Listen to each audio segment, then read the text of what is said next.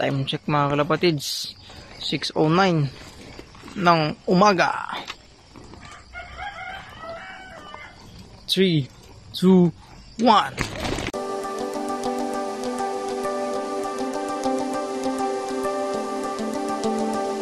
Good morning mga kalapatids. So magandang araw mga kalapatids. Bumabalik na pala kay HB.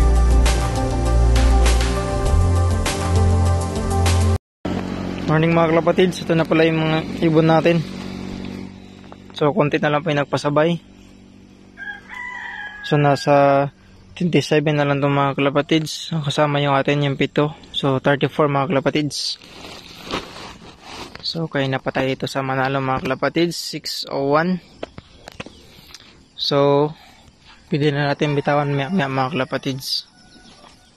So dito nga po pala ako sa malapit sa barangay hall ng Manalo mga kalapatids.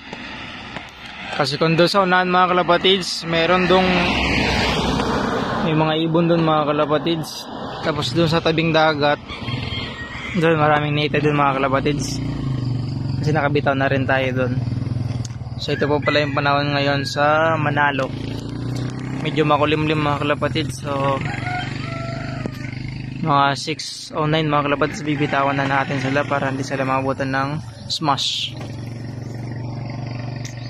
Yan po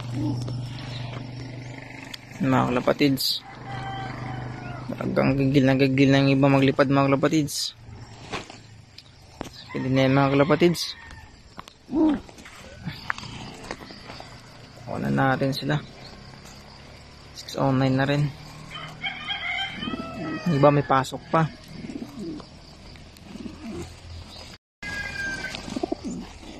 Sige na mga ibon mga kalapatids. Atin na nga silang bibitawan ha. Time check mga kalapatids, 6:09 ng umaga. 3, 2, 1. Yan. 34 birds.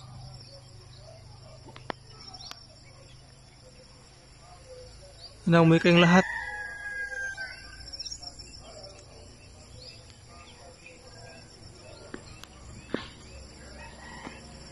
Preparation para sa palitan mga kalapatids. So sana kahit paano makabot pa rin ng 30. Yan mga kalapatids.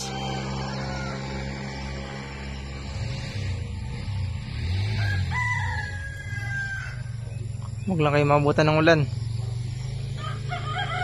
Daming puti mga kalapatids. Ito may naghiwalay mga kalapatids. Isa. Tapos yun isang puti mga kalapatids. Yun o, naghiwalay siya isang puti. Baka sa bata yan nasa erawan. Mga kalapatids.